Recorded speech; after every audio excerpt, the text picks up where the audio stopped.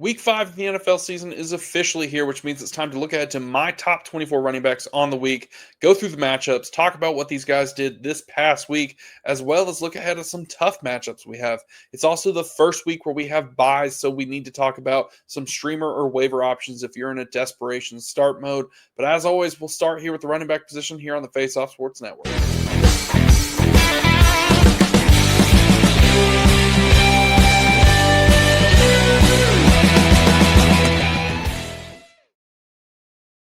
So week 4 is not quite done. We've got a couple games wrapping up right now on the Monday night doubleheader. I had 8 guys finish inside of the top 15. That could jump up to 9. And I had 15 guys finish inside of the top 25. I think it might stay there. It could get to 16. We'll have to see. But we continue on, and let's start with a recap on the week. We saw guys like Justice Hill and Woody Marks, Kenneth Gainwell, some surprise names, finish inside of the top 10. Big game for Kenneth Gainwell. I mean, he stepped in as the early starter. Then we had, Justice Hill, tons of opportunity. Derrick Henry, we'll talk about him a little bit later. Ashton Genty was your RB1 on the week, so we saw some emergence from him, as well as fellow rookie Omarion Hampton. So some big-time names, some big-time plays that we like to see from these young guys stepping into roles and really performing. I mean, Bijan, again, looked incredible. Christian McCaffrey remains super involved. Guys like Bookie, James Cook, Travis Etienne, they continue to keep rolling. So those are your plug-and-play guys. But let's get straight to it with my Tier 1 running backs. And we're going to start off with Jonathan Taylor at RB1 with Jahmyr Gibbs, James Cook, Devon Achane, Christian McCaffrey, and Saquon Barkley following him. Now, Jonathan Taylor, ho-hum game for him. He did have a touchdown that was called back. He had 15 points, 17 carries for 76 yards, added 5 catches for 20 yards. I mean, the guy is just so explosive. Fantastic run blocking team, one of the best in the NFL. You could argue top 3, maybe even higher than that. And then on top of that, he gets to take on the Las Vegas Raiders, which are one of the worst rush defenses in the entire league. So love that matchup on Sunday at 1 o'clock. If we're looking at carries with over 10 yards, he's second in the league with 9 of them. He's got the 3rd most missed tackles forced. He's the leader in yards after contact. The guy is absolutely doing anything and everything. He's a fantastic play as we move forward. At RB2 for me, Jahmyr Gibbs taking on the Cincinnati Bengals. The Lions, fantastic run blocking team, and they play at the 425 window. I mean, this past week, 18 points, 15 carries for 91 yards and a touchdown, added a couple catches. I mean, the guy is just unbelievable. He tied for first with 10 carries, over 10 yards. I mean, he's 4th in targets. You can't ask for much more. He's up there in missed tackles force. He's a fantastic player, and nothing's going to change for him going forward. James Cook at RB3 for me takes on the New England Patriots. This Buffalo offensive line, also really good. You'll notice that's a trend for these guys at the top. He has 23 points on the week, 22 carries for 117 yards, added a touchdown, and had 4 catches for 18 yards. James Cook is just one of those guys that's doing absolutely everything. 17 missed tackles forced on the year. That's good for 4th overall. He's 3rd in yards after contact. He's making people miss. This Bills offense just continues to roll over anyone and everyone, and that's not going to stop against the Patriots. Devon Achane is my RB4. That game is currently still going on right now, so his stats subject to change, but he's already got over 11 carries for 53 yards. Limited targets, but I think that's going to uptick. We saw the Tyreek Hill injury happen on Monday night, so I would expect him to get some more targets as we continue to work forward through the season. It looked like that injury could be bad. I don't want to speculate, but it is what it is. And, when we talk about Devon Achane, he's currently 2nd among all running backs in targets. He's a guy that's going to be great in space. The offense for the Dolphins is still kind of a little bit limited, but he's going to continue to be a guy that you put your running back 1 spot just because he's so dang good with the ball in his hands. Now, Christian McCaffrey as my RB5 takes on the Los Angeles Rams this week. Thursday Night Football. This is a much tougher matchup. San Francisco does have a good offensive line. He's coming off a week where he had 26 points, 17 carries for 49 yards, added 6 catches for 92 yards and a touchdown. It is worth noting he is 1st among all running backs in targets, and frankly, it's not even close. He has 40 targets. He continues to be super involved, super active throughout this entire game. I mean, they are bringing some spell options for him with guys like Brian Robinson, but I wouldn't really worry about that too much. Christian McCaffrey is going to continue to have that workload and will remain in this tier 1 every single week, no matter the matchup, no matter the play. And to close out tier 1 for me is going to be Saquon Barkley taking on the Denver Broncos. So a tougher matchup on Sunday. This past week, he had 17 points, 19 carries for 43 yards and a touchdown, added 4 catches for 31 yards. Saquon is just Saquon. You continue to play him in your lineup and move on. I think this tier 1 is going to continue to be very consistent. We might see guys like Derrick Henry step up. Bucky Irving might get in there, but those names are just so dang good, and it's really, really tough to outplay those guys. And it's worth noting the buys this week include the Falcons, the Bears, the Packers, and the Steelers. So guys like Josh Jacobs and Bijan Robinson not featured this week. So be sure to note that if you got them on your team, throw them on the bench, substitute one of these names. We'll talk about some streamers as we move along. So let's get to tier 2, and we're going to start with Bucky Irving, Derrick Henry, Omarion Hampton, Kyron Williams, Travis Etienne, and Breece Hall. Now, Bucky Irving as our RB7, top of tier 2 for me. He has looked so dang good, guys. If he can just get in the end zone a little bit more, he's going to be fantastic for our lineups. I mean, 26 points, 15 carries for 63 yards, added 5 catches for 102 yards and a touchdown. Big time play. He's 5th among all running backs in targets with 19. He's 6th in missed tackles forced with 15 missed tackles.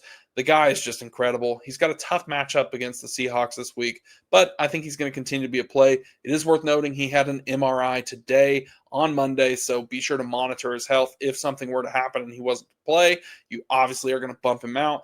A lot of these names are going to bump up. Now, that being said, if he is spelled a little bit this week, I would expect Rachaad White to get a little bit more of an uptick, but if he's playing, I'm putting him in my lineup. He's too dang good not to play.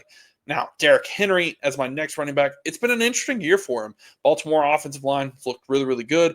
Obviously, we have the issue of Lamar. Is he going to play? Is he hurt? We'll have to stay tuned for that, so be sure to be in the Discord and monitor that with us. This past week, he had 18 points, 8 carries for 42 yards, added 2 catches for 16 yards. The fumbles continue to happen for Derrick Henry, but I'm here to tell you not to worry. It's not really been a problem for him in the past. It is so far at the beginning of the season, but I think he's going to get better with that. I mean, he's already got 8 carries of 10 or more yards, which is like 3rd in among all running backs. He's 2nd in breakaway yards. He continues to be really, really good. So don't fret too much. I think he's going to be okay going forward. I mean, if Lamar's out, this offense is probably going to funnel through him. They're going to have to run the ball like crazy. Omarion Hampton at RB9. It's tough not to put him higher. I get it. Washington was absolutely scorched by Bijan this past week. They're coming off the loss to the Giants, so I think they're going to be hungry for a win. 28 points, 12 carries for 128 yards, added a touchdown there, and then he had 5 catches for 37 yards. The guy's absolutely great with the ball in his hands. I mean, he's got the 4th most missed tackles, tied with Bucky with 17. I think he's going to continue to be a guy that we're going to see rise up and have an opportunity to continue to grow, especially with the Najee Harris injury that happened last week. I mean, the role is just massive for him. And when we look at my RB10 on the week, it's Kyron Williams taking on the San Francisco 49ers on Thursday Night Football. If he falls in the end zone, it's a much different story. I mean, only 10 points on the week, 13 carries for 77 yards, added 3 catches for 17 yards. This Rams offense is just so dang good. They're throwing the ball all over the place. Kyron Williams will get his opportunities at the goal line and get his opportunities to get in the end zone. This offense is just that good. Right now, Matt Stafford is on fire. Puka looks like the best wide receiver in the game, and frankly, it's not even really close. Devontae Adams is playing really good ball right now, too. So this Rams offense is a team that I want fantasy pieces of. So I'm playing Kyron Williams comfortably. I think he'll get in the end zone this week, taking on the 49ers. They're going to need to ground and pound a little bit. We saw Travis Etienne kind of gash these 49ers this past week, so expect him to be better this week. RB11, Travis Etienne. Speak of the devil. There he is. The Jacksonville front 7, man. I mean, they're playing really, really good right now on defense. They're playing really good on offense, too. Travis Etienne is a big part of that. That offensive line is a great unit. They're taking on the Kansas City Chiefs. That front 7 has been gashed several times. That's going to be a Monday night game. I mean, this past week, Etienne had 20 points, 19 carries for 124 yards and a touchdown, added a reception. He's tied for first with 10 carries of more than 10 yards. He's leading the breakaway yards by a good bit, and frankly, it's not that close. It's him and Derrick Henry, and then there's a big gap. He continues to make people miss. He continues to be involved, in this offense. The Jaguars, while they are a little bit ho-hum, they go as Travis Etienne goes. This continues to be the theme for them. When they struggle, Travis Etienne is typically not the one moving the ball down the field. When they do well, Travis Etienne has big plays. And with this offensive line, I'm going to continue to trust what my eyes are telling me, and it's the fact that Travis Etienne is looking pretty dang good right now. And let's talk about Breece Hall to close out Tier 2. This is a product of a great matchup. The Jets' offensive line has been surprisingly okay run blocking, and the Dallas defense has been gashed by anyone and everyone up front. So this Sunday, 1 o'clock game, expect Breece Hall to be involved heavily. He's looked pretty good. Like I said, the game is going on right now. He hasn't quite finished, has over 11 carries last I saw for 60-plus yards, has 3 catches for over 15 yards. I mean, the guy is just one of those players that you're going to play him, in my opinion. I think he's just got to find a way to get in the end zone, and he's going to be a little bit better. Braylon Allen did get hurt in this game. Not sure if there's an update there of how serious that is. If it were to be something that keeps him out of the game, that's only an uptick for Breece Hall. The offense is better with Justin Fields back for fantasy purposes, but the Jets team is not good at all. So I think that as long as Breece Hall is healthy, he is going to continue to be a guy that I want to play. He closes out Tier 2 for me, and I know a lot of people aren't as high on him, but I do think that playing Dallas has a chance for this to be a really juicy fantasy matchup going forward. But let's get to Tier 3. These are kind of some more names that it's really difficult. There's some names I wanted to move up ahead of these guys, but that top 12 is so tough to get into. And let's start with Quinshon Judkins, Ashton Jeanty, Jordan Mason, Alvin Kamara, Javonte Williams, and closing out with Chuba Hubbard. Now, Quinshon Judkins, tough matchup against the Vikings, but this Cleveland team, man, are they relying on Quinshon Judkins. This is going to be another one of those early London kickoff games, so be sure to set your lineups and stay tuned for news. I mean, we saw the news with Warren going down this past week. You got to get in the Discord so you can get those early news. We were on that quick. 22 points this past week, 21 carries for 82 yards and a touchdown, added 4 catches for 33 yards. He's second in missed tackles force, and he hasn't even had a full season like everyone else. I mean, this guy has been so involved. He's been so good with the ball in his hands. You have to trust the playmaker. Yes, a tough matchup, but I'm not too worried about it, frankly. Quinshon Judkins is this Browns offense. Now, let's talk about Ashton Jeanty. Looks like he's going to be the RB1 on the week. You'll love to see it. Tough matchup with the Indianapolis Colts this week on Sunday, but he's coming off a week where he had 34 points, 21 carries for 138 yards, added a touchdown there. Then he had 2 catches for 17 yards and 2 touchdowns. Just unbelievable performance for him. He looked the part. This is more like the Ashton Jeanty that a lot of people thought he could be in this offense. I think that it might be a little bit of a regression. I mean, it's tough to repeat a week where he had 34 points, especially in a tough matchup against the Colts, but he's got the most yards or most carries with more than 10 yards with 10 on the season. He's second in yards after contact. I mean, this Raiders offensive line is just frankly terrible, but he continues to find a way to get it done. And, you know, that's what you're hoping for when you draft him in as RB6 or a late first round, early second round pick in the draft season. But it finally looks like it's coming to form. I think this team knows they will go as Ashton Jeanty does. Now, Jordan Mason at RB15, not necessarily a great week for him, only 10 points, 16 carries for 57 yards, added 3 catches for 15 yards. Tough matchup taking on the Cleveland Browns, but I do think they might have the slight advantage of already being over there in Europe. They had the game there this past weekend. They're staying for week 2, so it's another early morning kickoff, so be sure to monitor that for any news there. Let's talk about Alvin Kamara, RB16. I mean, taking on the New York Giants, so I like that matchup there on Sunday. He had 11 points with 15 carries for 70 yards, added 4 catches for a couple of yards. He's another one of those players that if he can find his way in the end zone, he's going to have a really good week for you. If he doesn't, he's got a really safe floor, so he's going to have that volume. We saw Kendre Miller get the score. He had a couple carries, a decent amount of yardage and got a touchdown. That's not going to stick. I mean, Kendre has not been that good of a player. Alvin continues to be the guy for this offense. And the worst part is the offense just really isn't that good. So it's a little bit of a limited play. That's why I have him towards the back end of Tier 3. And honestly, he's one of those guys that I would probably bump down as we get more news going forward. Because again, this is early in the week, so we got to stay on top of the news, who's in, who's out, and who might get some more opportunity. But let's carry on and let's talk about another one of those guys that's overperformed. Javonte Williams, RB17, another great week for him. An absolute classic last night on Sunday Night Football. Dallas takes on the New York Jets. Tough run defense. That defense is pretty stout inside. 19 points. He had 20 carries for 85 yards and a touchdown. added 3 catches for 15 yards. He's top 10 in targets, man. I mean, the guy's just so involved. This offense is running through Dak right now. If you haven't watched, Dak is playing absolutely incredible football right now. He just doesn't have any help, and that's a big factor there. If this team is continuing to score a bunch of points or be down like this defense has been giving up a ton, they're going to have to throw the ball. Javonte's going to continue to be involved. Miles Sanders did have an injury, so I expect Javonte Williams to continue to be a guy we can rely on. But let's close out this tier with Chuba Hubbard. Carolina Panthers, really good offensive line when it comes to run blocking. Yes, it hasn't really amounted much, but they get to take on Miami, and Miami is not necessarily that good of a defense. They're playing better tonight, but they're playing the Jets. I think that Chuba can be better. I mean, he had 10 points this past week, 10 carries for 49 yards, added 3 for 20. He's one of those guys that's got such a safe floor. He's going to continue to be good. If he finds his way in the end zone, he's going to be a good play for you. But let's get to my final tier, and then we'll talk about some streamers. Let's talk about Cam Scattaboo, Kenneth Walker, Tony Pollard, Chase Brown, Trey Benson, and J.K. Dobbins.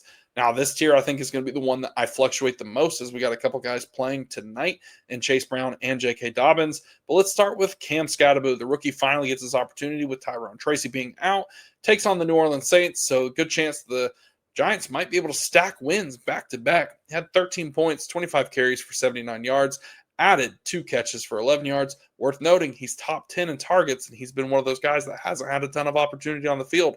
I expect that to continue. We saw Jackson Dart check down to him several times this past week.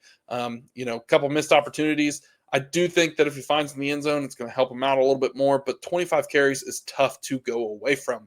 They gave him the rock, and they gave it to him often.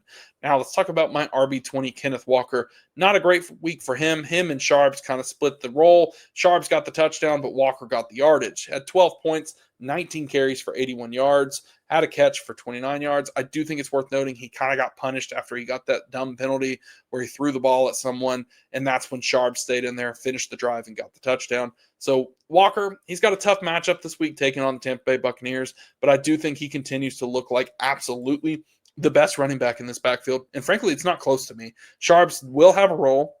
He'll continue to have some opportunity. They might use him a little bit more at the goal line, but I think it's worth noting that both of them have red zone carries. Both of them have carries inside of the 5. This is a split backfield. Kenneth Walker is absolutely going to be given any and every opportunity to perform, and he's done okay with it so far. He looks like the better player. If he can stop trying to do too much, there's a lot of times where he'll run backwards, trying to break some tackles and make a heroic play. You can't do that every time. But he is the one that consistently makes people miss. He's great up there in break tackles or miss tackles for us, yards after contact. So I like Kenneth Walker personally. I think he's going to continue to be a guy that I'm comfortable playing, but I understand why a lot of people are going to be scared on him with Sharps continuing to have a role. But let's talk about Tony Pollard, my RB21. Tennessee gets to take on the Arizona Cardinals. While Tony Pollard has kind of had an average season, this might be the week for him. The Cardinals are not a great run defense. So the 4:05 window for him might be a great opportunity for him to find his way in the end zone. 11 points this past week, 14 carries for 64 yards, 3 catches for 12. He's just so steady. He consistently is getting around 50 to 70 yards. Adding a couple catches for, 15 to 20 yards. If he can do that, the volume is king there. He's a great flex play. You could absolutely do worse. Now, Chase Brown, my RB22 here. Again, this is one of those games that's happening right now. Opportunity has happened, but the offense is going to be limited and be capped. Chase Brown is a guy a lot of us had really high to start the season, and justifiably so. This is a different team without Joe Burrow. I mean, at last I looked, he had 8 opportunities in the first half. Obviously, he's probably gotten some more as the second half started, but he has a tough matchup this week against the Detroit Lions. That front seven's pretty dang good. So Chase Brown's going to be one of those guys where if he can find the end zone or get a bunch of targets, he'll be a great play. Otherwise, if this offense is limited, you're going to struggle. So you could do worse, but at the same time, he's not going to pay off his draft capital. Let's talk about Trey Benson, the waiver wire ad that everyone made last week. 10 points, so he didn't hurt you too bad, but 8 for 35 and 5 for 19. The volume is king here. He takes on the Tennessee Titans. This looks like it could be a nice matchup for both these offenses to kind of bounce back a little bit, especially the Cardinals. I mean, that was a weird game this past week against the Seahawks where, they didn't have anything figured out. Everything was going wrong, and then suddenly it all clicked, and they started trying to make this great comeback, and they fell short. DeMercado kind of got some burn towards the end of the game, but Trey Benson, I think he'll continue to be a guy that will get plenty of opportunity, chase that volume. You could do worse if you're trying to flex a guy or start an RB2. And to close out my running back tier 4, I've got J.K. Dobbins, and it's worth noting, I'm already telling you, I'm going to have him higher. He's looked really dang good so far. The game is not over. He's got great involvement. He's got several plays that have been called back. I mean, the guy looks great, but it's a really tough matchup taking on the Eagles. But I like J.K. Dobbins going forward. I think he's visibly, easily seen to be better than R.J. Harvey. They continue to give Harvey opportunity, and I think he'll still get those. He had a goal line carry tonight, and it was absolutely a waste of play. I think Dobbins needs to be the guy going forward. He looks really good. When he is healthy, he has stacked some tremendous play the last couple of years. So Dobbins is absolutely someone I'm comfortable starting in my top 24, and I'll continue to roll him out there if I've got him on my team. But it's our first week of buys. We've got some injuries that are possibly coming up. We talked about Bucky with the MRI. Let's go through some streamers. Let's talk about some waiver wire options that you can use if you need a flex start or a desperation play. Starting off with Rachaad White, available in 45% of leagues.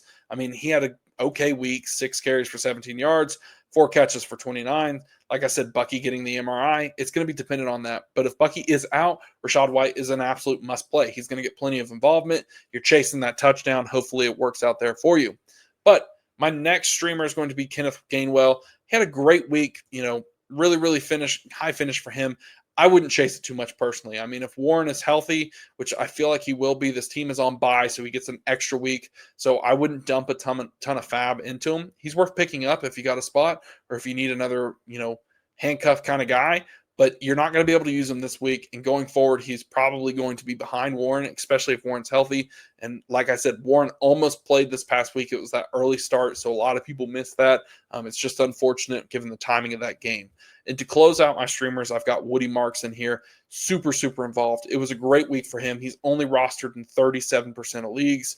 He had 17 carries for 69 yards, added 4 catches for 50, 2 touchdowns, 56% of the snaps. He's looked the part. I mean, Nick Chubb is Nick Chubb. He's going to probably be more of a goal line guy who'll get certainly some carries inside the red zone. But at the same time, Nick Chubb has not been anything to help this offense go forward. Woody Marks has looked the part to help elevate C.J. Stroud and elevate this offense. This team has struggled thus far this year, and they need a spark. And I think Woody Marks is exactly that. So I expect him to continue to get a workload, continue to float around this committee with the Texans offense. So I like Woody Marks going forward. He would be the guy I want to add the most. He's the most available out there. But that's going to do it for me. So be sure to check out all the other videos we've got here on the Face Off Sports Network. If you're not already, go into the description and join the Patreon. We've got a Discord. It's free. Like I said, updates are posted throughout the week. Questions are answered all the dang time from me, the mediators, and the rest of the crew here on the Face Off Sports Network. But until then, we'll catch you in the next one.